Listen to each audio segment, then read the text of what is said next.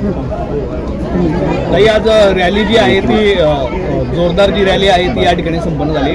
मुक्ताईनगर प्रमाणेच इथं पण शिंदे सेनेचं जे आहे ते आव्हान दिसतंय. बघा, महाराष्ट्रामध्ये महाराष्ट्र सरकारमध्ये आम्ही भारतीय जनता पार्टी, आदरणीय अजितदादांची राष्ट्रवादी पार्टी आणि त्याचबरोबर आदरणीय शिंदे साहेबांची शिंदे गट, हे सगळे आम्ही युतीमध्ये आहोत. पण ह्या निवडणुकीमध्ये प्रत्येक जिल्ह्यामध्ये ते स्थानिक लोकांना हे अधिकार दिलेले आहेत. त्यांना जसं सोयीचं असेल त्याप्रमाणे युती करू शकतात किंवा नाही करू शकतात. मुक्ताईनगरचा विषय वेगळा आहे, तिथे आम्ही शिंदे गट आणि भाजप आम्ही समोरासमोर लढतो आहे.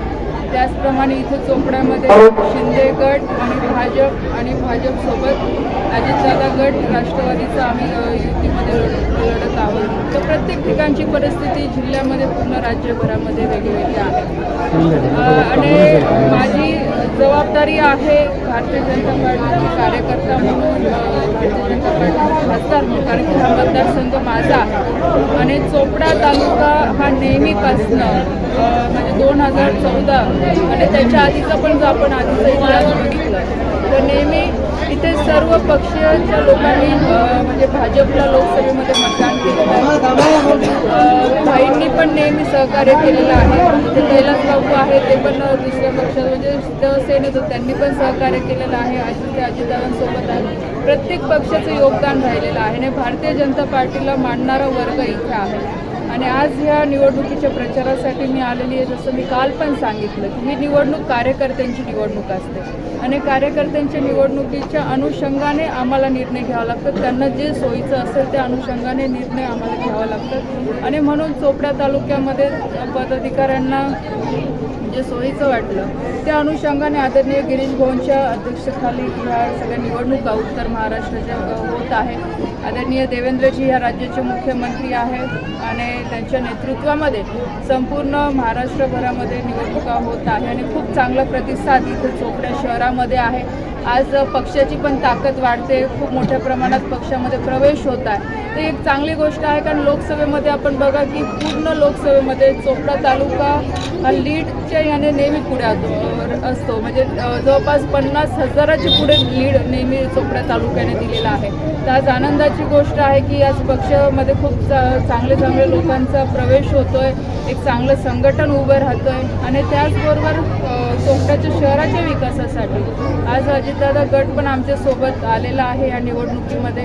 तर मी सगळ्या उमेदवारांना माझ्याकडनं खूप खूप शुभेच्छा देते आणि मला पूर्ण विश्वास आहे की इथे लोकांचा कौल आमच्या बाजूने राहील. सगळे सदस्य लोक निवडून देतील आणि चांगलं काम आमच्या सगळ्या लोकांच्या माध्यमातून भविष्यामध्ये चोपडा नगरपालिकेमध्ये होतं. काही मुक्ताईनगरच्या संदर्भातला एक प्रश्न आहे. जर आपण भाजपच्या जिल्ह्यातल्या वरिष्ठ नेत्यांचा विचार केला तर त्यांची आणि चंद्रकांत पाटील जे आहेत आमदार त्यांची जवळीक काही लपून राहिलेली नाही. वेळोवेळी ते एकनाथ खडसेंच्या निमित्ताने असतील तर ते त्यांची जवळीक असल्याचं दिसतंय. तर त्या निमित्ताने एक चर्चा अशी पण आहे की तिथली जी भाजपा आहे मुक्ताईनगरमधली भाजपा तर जी म्हणजे ग्राउंड लेवलवरून चंद्रकांत पाटलांना मदत करते अशी पण एक चर्चा आहे. त्याबद्दल काय सांगाल? असं काही नाही आहे. बघा, मी आधी पण सांगितलं आहे की भाजपची ताकद ही मुक्ताईनगर तालुक्यामध्ये मतदारसंघामध्ये आधीपासून आहे. जसं चोपडाचा विषय सांगितलं तसं मुक्ताईनगर पण आपण बघितलं असेल. नेहमी मुक्ताईनगर विधानसभेमधनं मला 40,000 ते 50,000चं लीड नेहमी राहिलेलं आहे. नाथभाऊ सुद्धा भाजपकडनं गेले अनेक वर्ष तिथे आमदार म्हणून त्यांनी काम केलं. मधल्या काळात ते राष्ट्रवादीत गेले, नंतर शिंदे सेनेचे तिथे उमेदवार निवडून आले. पण आज आपण बघितलं की मागच्या विधानसभेमध्ये म्हणजे माझा विषय वगळता तिथल्या स्थानिक सगळ्या लोकांनी, भाजपच्या लोकांनी चंद्रकांत पाटलांना मदत केलेली आहे. आज भाजपची ताकद तिथे होती म्हणून त्यांना निवडून येण्यासाठी ही मदत झालेली आहे, ही नाकारता येत नाही. आणि ह्या निवडणुकीमध्ये पण माझा एवढाच प्रस्ताव होता की निम्मे जागा केल्या पाहिजे, पण त्यांनी तो प्रस्ताव घेतला नाही. आणि म्हणून मी जसं आधी सांगितलं की ह्या निवडणुका कार्यकर्त्यांच्या निवडणुका असतात. तर कार्यकर्त्यांचं जे हित ज्यामध्ये असेल तो निर्णय आम्हाला पण घेणं अपेक्षित असतो आणि त्यामुळे मी तो निर्णय घेतलेला आहे. स्थानिक लेवलवर सगळे कार्यकर्ते भाजपसोबतच आहे, खूप चांगल्या पद्धतीने काम करतायत तिथे. आणि नेत्यांचा जो विषय राहिला तर आता जसं आम्ही पक्ष आहे, सगळे पक्षांचे एकमेकांशी संबंध असतात. त्याचा अर्थ असा नाही होत की त्यांना सपोर्ट जातोय.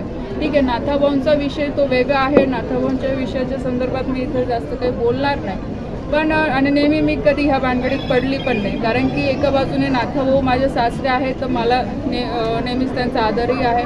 दुसरीकडे गिरीश काका आहे, आज ते माझे वडिलांसारखे आहे, मला मुलगी मानतात आणि आमचे पक्षाचे ते नेते आहे, तर ते पण मला तेवढेच जवळचे आहे. यामध्ये नक्की सँडविच माझं होतं, पण मी नेहमी प्रयत्न करते की दोघांचे वाद कसे कमी होतील, पण पक्षाच्या कामासाठी मी कधी कॉम्प्रोमाइज केलं नाही. आणि म्हणून ह्या निवडणुकीमध्ये पण मी पूर्ण ताकदीने मुक्ताईनगरमध्ये शिंदे समोर मी भारतीय जनता पार्टीचं पूर्ण पॅनल उभं केलेलं आहे. आज आदरणीय देवेंद्रजी माझ्यासोबत आहे, आदरणीय गिरीश काका माझ्यासोबत आहे, भाजपचे सगळे लोक आमच्यासोबत आहे. आदरणीय संजू भाऊंकडे निवडणुकीची जबाबदारी आहे, संजू भाऊ सावकारे माझ्यासोबत आहे. म्हणजे भाजपचे सगळे आमचे पदाधिकारी माझ्यासोबत आहे आणि मुक्ताईनगरमध्ये आम्ही ताकदीने लढू. चोपड्यातल्या विजयाबद्दल किती विश्वास वाटतो? बघा, मी आधीच पण सांगितलं की चोपडा शहरामध्ये खूप चांगला प्रतिसाद मिळतो आणि मला पूर्णपणे विश्वास आहे की इथे आमचं पॅनल हे बहुमताने निवडून येईल. आमच्या नगराध्यक्षताही इथे निवडून येतील आणि सर्वात आनंदाची गोष्ट आहे की महिलांचं आज संख्याबळ वाढत चाललेलं आहे. या स्थानिक निवडणुकामध्ये अनेक महिला शक्तीला ताकद देण्याचं काम पक्षाच्या माध्यमातून होतं आहे आणि जनतेचा पण एक विश्वास आमच्यासोबत आहे. त्यामुळे पूर्ण विश्वास आहे की चांगल्या जागा आमच्या निवडून येतील आणि नगराध्यक्षताही पण आमच्या निवडून येतील. ताई, चोपडेकरांसाठी आपण काय आवाहन करणार? मी आव्हान एवढंच करेल की येणाऱ्या 2 डिसेंबरला चोपड्याच्या सगळ्या जनतेने, शहराच्या सगळ्या माता भगिनींनी, सगळ्या बंधूंनी आपण लवकर उठून मतदानाला जायचं आहे. कमळ निशाणीवर जे आमचे उमेदवार उभे आहेत त्यांना कमळचं बटन दाबून बहुमताने निवडून द्यायचं आहे आणि त्याचबरोबरने घड्याळ ह्या निशाणीवर जे आमचे उमेदवार उभे आहे, आमच्या सोबतचे युतीचे उमेदवार, त्यांना पण बहुमताने निवडून द्यायचं.